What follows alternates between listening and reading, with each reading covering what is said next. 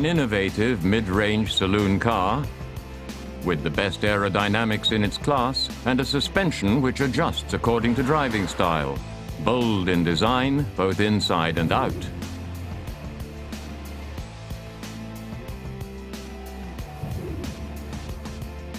With low-energy daytime lighting and 9-way adjustable headlights. A BMW boasting the joys of driving, another avant-garde Citroën, an Audi packed with Vorsprung durch Technik.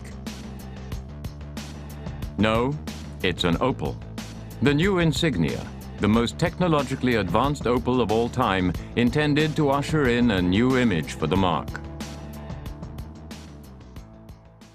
Designer Mark Adams had a very precise brief. The Insignia should look like a tech trendsetter at the very first glance. With this car, we've started a whole new design philosophy where I call it combining sculptural artistry with German precision.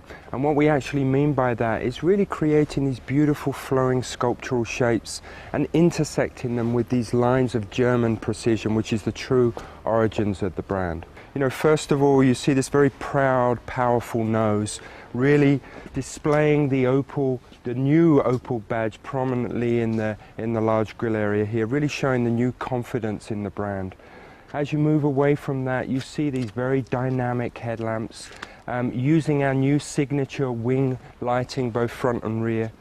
But as you flow from these headlamps, all of these crisp lines that I talked about really give the car a very athletic feeling. One of the really distinctive parts on this vehicle is this very sleek roofline. It's almost coupe-like roofline. Really makes it look very sporty and compact.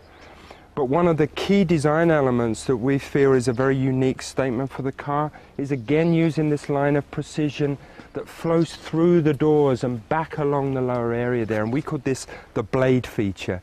And this blade or wing feature is repeated throughout this car in very different ways.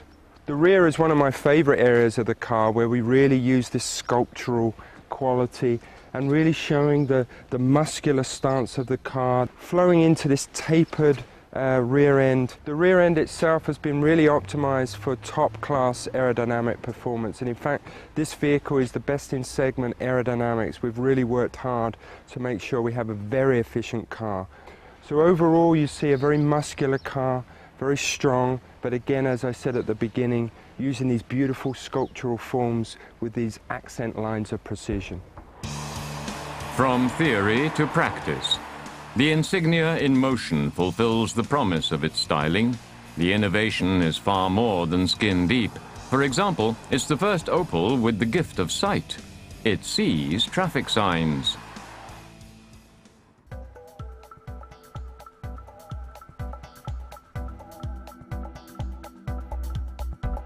Up there behind the rear view mirror is a camera, the Opel Eye. It recognizes the signs as the car passes them, a speed limit or an overtaking restriction. It worked just fine when we tested a pre-series Insignia, capturing in quick succession various signs and showing them immediately in the display. Another boon for tired drivers, if the car strays across a solid white line on the roadway, the Insignia sounds an alarm to alert the person at the wheel. The next innovation.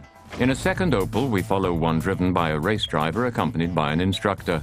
A demonstration of the Flex Ride system, which automatically responds to different driving situations.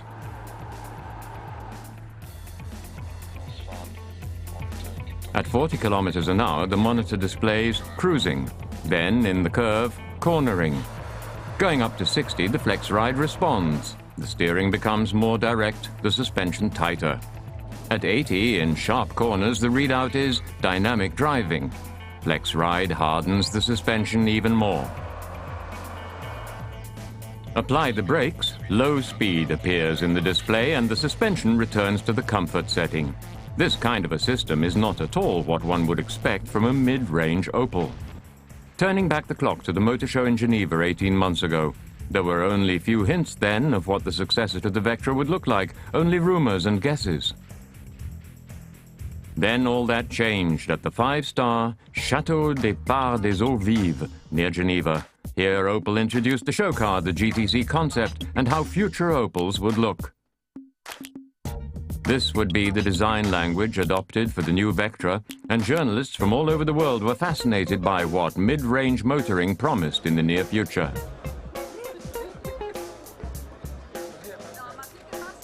It's a little more to the upper class than we know Opel. I like it. It's great. I see some key details from Opel, and I see something completely new, and I think that's what we call development. Today, Mark Adams can own up to the debt the Insignia owes to the GTC Concept.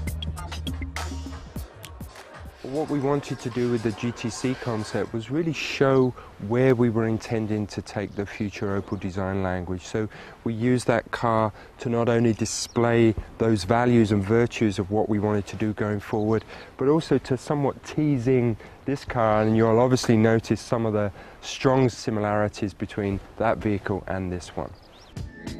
A further similarity between the new Opel and the show car, indirect reddish lighting inside. In every way, the Insignia is bold, daring, almost avant-garde. The wing motif, the characteristic design element of the Insignia, is omnipresent.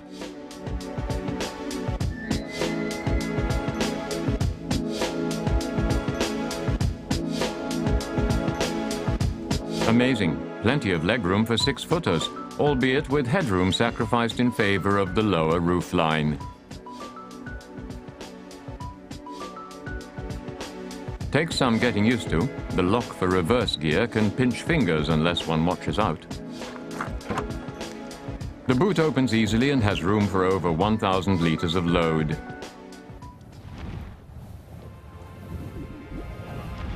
Opel have set their sights high. Hardly surprising that in side view the Insignia could be mistaken for a 5 Series BMW, models firmly ensconced in the premium class. More premium features, 9-way adjustable bi-xenon headlights as an optional extra. The mix of sculpted surfaces and well-defined lines is harmonious. Insignia CDTI. We drove the second motorization option with 130 horsepower. Just 2 liters displacement, but turbo boosted. A significant 300 Newton meters of torque provided plenty of push even at just above idling revs. The suspension of the Insignia has a slight oversteer, but control is never sacrificed. The development and testing of the Insignia took place at the General Motors Europe Center in Rüsselsheim near Frankfurt. Prototypes were submitted to the rigors of the hot Spanish plains and the frozen steppes above the Arctic Circle. The Insignia chalked up as many kilometers in testing as 6 round-the-world trips would involve. Quality was #1 priority. The result? 5 stars in the Euro NCAP crash tests, another goal reached. From the very outset, designers and engineers worked very closely together to ensure that outward appearance and inner qualities were a perfect match. Dynamic, innovative in technology and styling, and less expensive than Volkswagen's Passat, the Insignia certainly has what it takes to give Opel very quickly indeed the positive change of image it seeks.